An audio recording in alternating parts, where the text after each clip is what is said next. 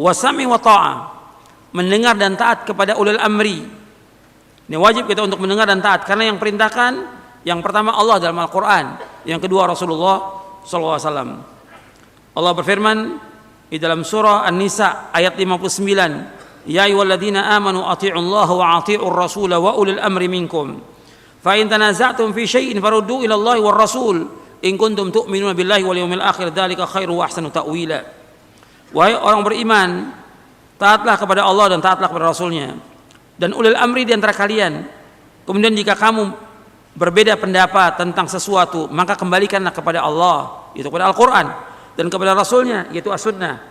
Jika kamu benar-benar beriman kepada Allah dan hari kemudian, yang demikian itu yang lebih utama bagi kamu dan lebih baik akibatnya. Surah An-Nisa ayat 59. Ulil amri, penguasa atau pemerintah yang wajib ditaati adalah ulil amri dari kalangan kaum muslimin. Kita diperintahkan untuk taat kepada mereka dalam hal yang ma'ruf. Bila mereka menyuruh melakukan perbuatan dosa dan maksiat, maka kita tidak boleh taat. Namun kita tetap mentaati mereka dalam perkara-perkara yang ma'ruf yang lainnya, karena tidak ada ketaatan dalam rangka berbuat maksiat kepada Allah Ta'ala. Rasulullah SAW bersabda, la ta'ata fi ma'siyatillah, innama ta'atu fil ma'ruf. Tidak boleh taat terhadap perintah yang di dalamnya terdapat maksiat kepada Allah. Sesungguhnya ketaatan itu hanya dalam kebajikan. Hadis sahih riwayat Bukhari, Muslim dan yang lainnya. Di antara prinsip Ahlussunnah wal Jamaah halaman 35 adalah wajibnya taat kepada pemimpin kaum muslimin selama mereka tidak memerintahkan untuk berbuat kemaksiatan, meskipun mereka berbuat zalim. Kita wajib untuk mentaati mereka, karena ini termasuk ketaatan kepada Allah, sedangkan ketaatan kepada Allah adalah wajib. Rasulullah SAW bersabda dalam hadis yang sahih riwayat Bukhari, Muslim dan yang lainnya, di halaman 36 antum lihat, Nabi bersabda SAW, alal mar'il muslim as-sam'u wa ta'atu fima ahabba wa kariha illa yu'mara bi ma'siyatin fa in umira bi ma'siyatin fala sam'a wa la ta'ah. Wajib atas seorang muslim untuk mendengar dan taat kepada penguasa pada apa-apa yang ia cintai atau ia benci, kecuali kalau ia disuruh untuk berbuat maksiat. Jika ia disuruh untuk berbuat maksiat, maka tidak boleh mendengar dan tidak boleh taat. Hadis ini sahih. Dikatakan oleh Imam Al-Qadhi Ali bin Muhammad bin Abil Izz Ad-Dimashqi rahimahullah, yang terkenal dengan Ibnu Abil Izz, yang wafat tahun 792 Hijriah. Beliau berkata rahimahullah, hukum mentaati ulil amri adalah wajib selama tidak dalam kemaksiatan, meskipun mereka berbuat zalim, karena keluar dari ketaatan kepada mereka akan menimbulkan kerusakan yang berlipat ganda dibandingkan dengan kezaliman penguasa itu sendiri.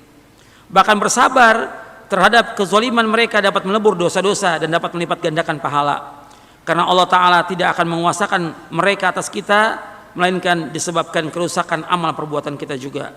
Balasan itu tergantung pada amal perbuatan. Maka hendaklah kita bersungguh-sungguh memohon ampunan, bertaubat dan memperbaiki amal perbuatan kita. Allah berfirman, wa ma asabakum min musibatin fabima kasabat aydikum wa ya'fu an katsir. Apa saja musibah menimpa kalian, maka disebabkan karena perbuatan tangan kalian sendiri, dan Allah memaafkan sebagian besar dari kesalahan-kesalahan kalian. Dalam surah Asy-Syura ayat 30. Allah juga berfirman dalam surah Al-An'am ayat 129, wa kadzalika nuwalli ba'dadh-dhalimina ba'dan bima kanu yaksibun. Dan demikianlah kami jadikan sebagian orang-orang yang zalim sebagai pemimpin bagi sebagian yang lain, disebabkan apa yang mereka usahakan. Ketika rakyatnya zalim, maka pemimpinnya zalim. Ketika rakyatnya curang, pemimpinnya juga curang. Ketika rakyatnya mengambil hak orang lain, maka pemimpinnya pun demikian. Artinya pemimpin itu merupakan cerminan dari rakyatnya. Maka dikatakan oleh para ulama, kama takunu yuwalla alaikum. Ini bukan ayat, bukan hadis. Perkataan para ulama, kama takunu yuwalla alaikum. Bagaimana kalian demikian, maka pemimpin kalian demikian juga seperti kalian. Jadi ini harus kita pahami. Nanti kita lihat penjelasan Muqayyim panjang. Nanti antum baca sendiri bagaimana pemimpin kita merupakan cerminan dari rakyatnya. Syekh Albani menjelaskan perkataan Ibnu Abdul Izz Al-Hanafi ketika beliau mengatakan apabila rakyat ingin selamat dari kezaliman pemimpin mereka, dalam mereka meninggalkan kezaliman itu juga. Syekh Albani memberikan ta'liq penjelasan. Penjelasan di atas sebagai jalan selamat dari kezaliman para penguasa yang warna kulit mereka sama dengan kulit kita, berbicara sama dengan bahasa kita. Karena itu agar umat Islam selamat, yang pertama hendaklah kaum muslimin bertaubat kepada Allah Ta'ala. Karena adanya pemimpin yang zalim itu disebabkan karena dosa kita. Kita wajib taubat kepada Allah. Yang kedua, hendaknya mereka memperbaiki akidah mereka. Karena kalau kita lihat memang nggak diajarkan tentang akidah yang benar, tidak diajarkan tauhid yang benar. Sebabnya karena mereka berbuat syirik kepada Allah.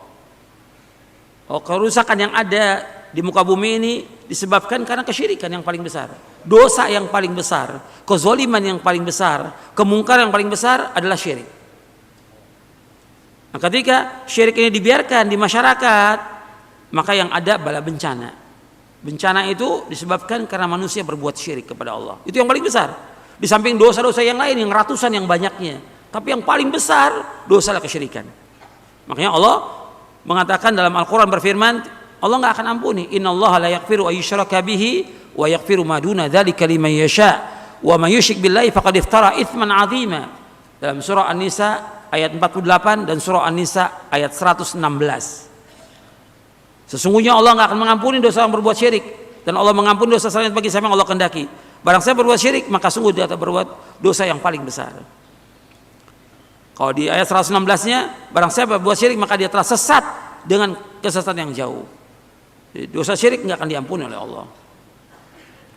Yang ketiga, kata Syekh Albani, adalah mereka mendidik diri mereka dan keluarga mereka di atas Islam yang benar. Jadi kita harus berusaha memperhatikan diri kita, keluarga kita.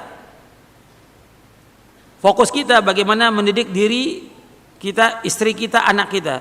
Bahwa Allah berfirman, ya ayyuhalladzina amanu qu anfusakum wa ahlikum nar. Wahai orang beriman, jaga diri kamu dan keluarga kamu dari api neraka. Kita akan ditanya oleh Allah tentang istri kita, anak kita. Tapi Allah nggak akan tanya siapa pemimpin kita, nggak akan ditanya oleh Allah. Perhatikan tuh, kita nggak akan tanya siapa pemimpin kita. Dia zalim atau tidak bukan urusan kita. Urusan kita mendidik istri, mendidik anak. Itu kewajiban kita. Ini nas Al-Quran dan hadis Nabi SAW. Sekarang kalau umpamanya kan pemimpin yang ada zalim, ya antum nasihati, didatangi dengan cara yang baik. Nabi mengajarkan kalau antum melihat ada pemimpin yang salah, kamu datangi, bukan di mimbar khutbah Jumat, bukan dalam ceramah umum, bukan dengan tulisan. Nggak boleh dalam Islam, tidak boleh. Hukumnya haram dalam Islam, nggak boleh. Dan para ulama salaf, hatta dia zalim tetap mentaati mereka. Antum pernah dengar kisahnya Hajjaj bin Yusuf? Zalim, gubernur yang zalim. Hajjaj bin Yusuf. Pada saat Hajjaj bin Yusuf itu masih ada sahabat Ibnu Umar dan yang lainnya. Orang bilang, gimana kita berontak? Tidak boleh. Waktu dia jadi imam sholat, tetap Ibnu Umar sholat di belakangnya. Soal kezaliman dia urusannya dengan Allah. Kewajiban kita untuk mentaati mereka. Membunuh orang, banyak yang dibunuh. Sahabat Abdullah bin Zubair dibunuh. Seorang tabi'i Sa'id bin Jubair juga dibunuh, dan banyak. Yang dibunuh bukan satu orang, kurang lebih dalam riwayat Tirmidzi 120.000 orang yang dibunuh oleh Hajjaj bin Yusuf. Zalim. Tapi nggak ada sahabat bagaimana kita demo menggulingkan Hajjaj, nggak ada itu. Dan itu bukan dari Islam sama sekali. Demo segala macam itu bukan dari Islam. Islam nggak pernah mengajarkan demikian. Jadi kita harus lihat bagaimana fi'lus salaf. Nggak ada. Disuruh kita untuk apa? Ketika bicara soal penguasa disuruh kita untuk apa? Sabar dan sabar. Nabi menasihati para sahabat sabar. Nanti ada penguasa-penguasa yang dia mengutamakan dirinya, dia kumpulkan kekayaan buat dirinya, rakyat dibiarkan miskin.